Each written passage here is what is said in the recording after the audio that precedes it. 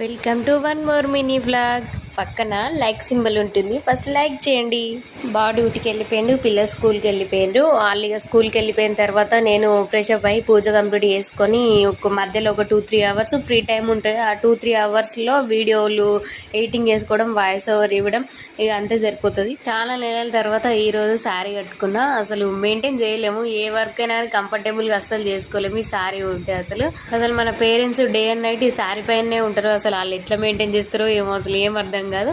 ఈ శారీ పైన అసలు పిల్లలకి స్నానం చేయించలేము, బట్టలు పిండుకోలేము, వంట చేయలేము, మస్తు ఇబ్బంది అవుతుంది. అసలు ఎట్లా మెయింటైన్ చేసిరో ఏమో. పిల్లలు స్కూల్ నుంచి వచ్చిన తర్వాత నన్ను ఇట్లా అయితే షాక్ అయిపోతారు.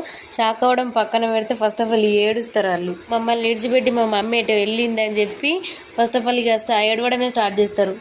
అందుకే ఈ మధ్యన అప్పుడప్పుడు డ్రెస్సులు కూడా వేసుకుంటున్నా. ఇక పిల్లలకు కూడా అలవాటు అయిపోతుంది. ఇక నా ఛానల్ ఎవరైనా సబ్స్క్రైబ్ చేసుకుని వాళ్ళే సబ్స్క్రైబ్ చేసుకొని లైక్ చేయడం మాత్రం మర్చిపోకండి. బాయ్.